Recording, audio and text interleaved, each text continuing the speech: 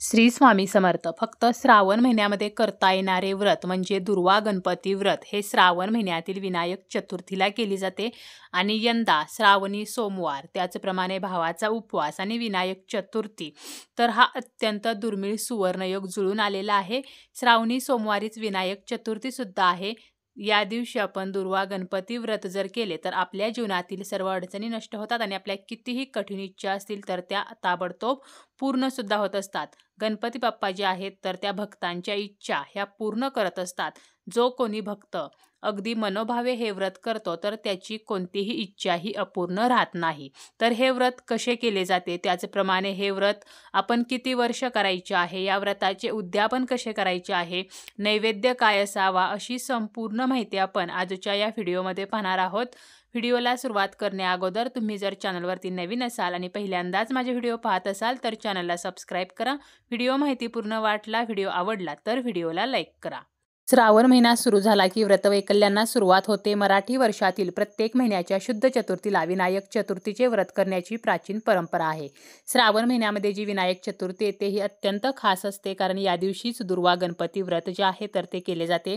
दुर्वांना संस्कृतमध्ये अमृता, अनंता, गौरी, भार्गवी असे ओळखले जाते. असे म्हणतात की समुद्र मंथनातून जेव्हा अमृत कलश निघाला तेव्हा तो मिळवण्यासाठी देव आणि दानवांमध्ये ओढाताण झाली आणि त्यामध्ये जे थेंब पृथ्वीवरती सांडले त्यातून दुर्वा वनस्पती उत्पन्न झाली. म्हणूनच दुर्वा ज्या आहेत तर त्या अमृता समान आहेत अशी मान्यता आहे.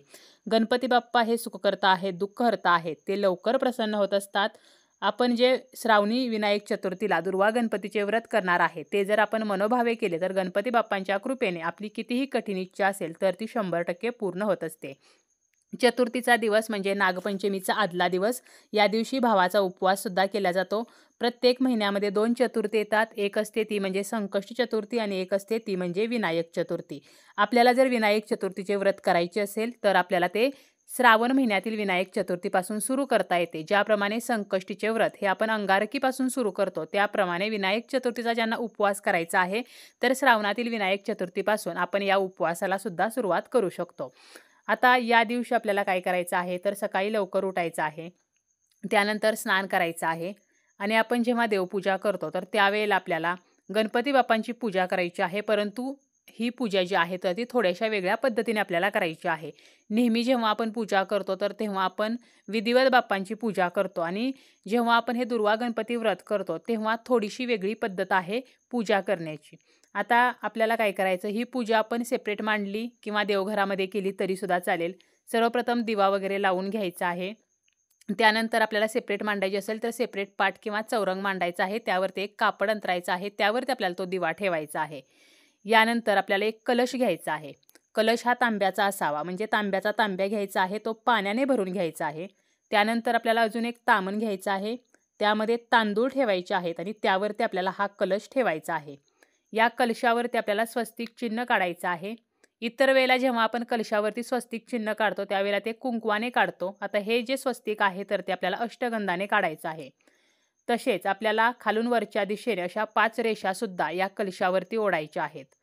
या कलशावरती 5 विड्याची पाने ठेवायची आहेत. विड्याची पाने नसतील तर आंब्याची पाने ठेवायची आहेत आणि यावरती आपल्याला एक तामण ठेवायचं आहे. या तामणामध्ये आपल्याला दुर्वा ठेवायचे आहेत. त्यानंतर दुसरं एक तामण किंवा ताट घ्यायचं आहे, त्यामध्ये गणपती बाप्पांची मूर्ती ठेवायची आहे.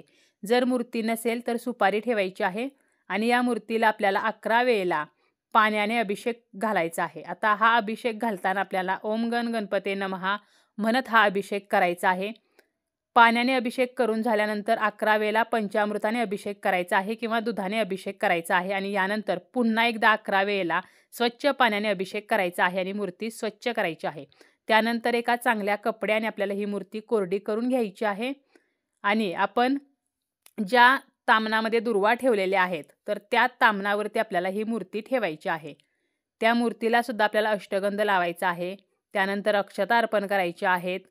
तसेच आपल्याला दुर्वा अर्पण करायचे आहेत. आता जेव्हा आपण गणपती बाप्पांच्या मूर्तीला दुर्वा अर्पण करतो तर त्यावेळेला आपल्याला विषम संख्येमध्ये त्या अर्पण करायच्या आहेत. म्हणजे 21 दुर्वा किंवा 21 नाही मिळाल्या तर 3, 5, 7, 9 अगदी आपल्याला जरी दुर्वा मिळाल्या नाहीत तर एक दुर्वा का होईना परंतु आपल्याला अर्पण करायचे आहे, कारण दुर्वाशिवाय हे व्रत जे आहे तर ते पूर्ण होत नाही. तसेच आपल्याला जास्वंदीचं फूल अर्पण करायचं आहे आणि यानंतर आपल्याला पत्री ज्या आहेत तर त्यासुद्धा अर्पण करायच्या आहेत. म्हणजे जेव्हा आपल्याकडे गणपती येतात त्यावेळेला सुद्धा आपण गणपती बाप्पांना पत्री अर्पण करतो. मग यामध्ये कोणत्या पत्री? तर आगाडा, शमी, दुर्वा.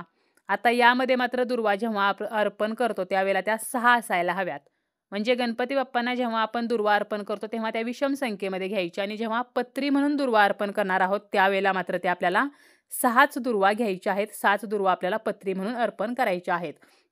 यानंतर आपल्याला धूप दीपाने ओवाळायचं आहे आणि नैवेद्यसुद्धा दाखवायचा आहे. नैवेद्यामध्ये काय असावं? तर हे जेव्हा आपण व्रत करतो त्यावेळेला 18 मोदकच आपल्याला नैवेद्यामध्ये घ्यायचे आहेत. आपण इतर वेळेला 21 मोदक घेतो किंवा बुंदीचे लाडू, गूळ खोबरे असा नैवेद्य ठेवतो. परंतु हे व्रत करताना मोदकाचाच नैवेद्य पाहिजे आणि ते मोदकसुद्धा 18च असायला हवेत. आणि यानंतर आपल्याला आरती करायची आहे. तर अशा प्रकारे बाप्पांची आपल्याला पूजा करायची आहे. इतर वेळेला म्हणजे दररोज किंवा संकष्टी चतुर्थीला आपण जी पूजा करतो तर ती पूजा आणि दुर्वा गणपती व्रत करतानाची जी पूजा आहे तर त्यामध्ये थोडासा बदल आहे. कारण यामध्ये आपण कलश वगैरे ठेवत असतो. त्यावरती तामण ठेवून, त्यावरती दुर्वा ठेवून, त्यावरती ही मूर्ती ठेवली जाते. यानंतर आपल्याला आरती वगैरे झाल्यानंतर एक मंत्र आहे तर तो सुद्धा म्हणायचा आहे. शक्य झालं तर आपण गणपती बाप्पांच्या मूर्तीला दुर्वांचा हार सुद्धा या दिवशी अर्पण करू शकतो. आता दुर्वा अर्पण करताना आपल्याला त्या डोक्यावरती अर्पण करायच्या आहेत आणि दुर्वा ज्या आहेत तर त्या जर या पूजेमध्ये नसतील तर मग आपल्याला या व्रताचं कोणतंही फळ मिळणार नाही. तसेच आपल्याला उपवास सुद्धा या दिवशी करायचा आहे. जर आपण हे व्रत करणार असू तर याच दिवशी भावाचा सुद्धा उपवास असतो. त्यामुळे भावाचा जो उपवास आहे तर तो ज्यांचा आहे आणि हे व्रत ज्या व्यक्ती करत आहेत तर असं असेल तर हा उपवास जो आहे तर तो मात्र आपल्याला दुसऱ्या दिवशी सोडायचा आहे. कधीही आपण जेव्हा गणपती बाप्पांचा उपवास करतो तर तो रात्री सोडतो. परंतु आपल्याला काय करायचं आहे? रात्री जेव्हा आपल्याला हा उपवास सोडायचा असतो तर त्यावेळेला फक्त पाणी प्यायचं आहे आणि आपल्याला मनामध्ये भावना ठेवायची आहे की मी हा उपवास सोडलेला आहे. परंतु भावाचा उपवास असल्यामुळे आपल्याला अन्न ग्रहण करता येणार नाही. तर दुसऱ्याच दिवशी आपल्याला हा उपवास जो आहे तर तो सोडता येणार आहे.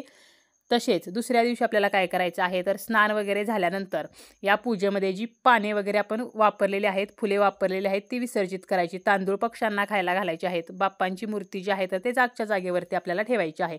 तर असं हे व्रत जे आहे तर ते आपण 2 वर्ष, 3 वर्ष, 5 वर्ष करू शकतो किंवा आपण हे व्रत जे आहे तर ते श्रावणामध्ये सुरू करायचे आणि माघ महिन्यामध्ये जी विनायक चतुर्थी येते तर त्यावेळेला आपण ह्या व्रताचं उद्यापन सुद्धा करू शकतो.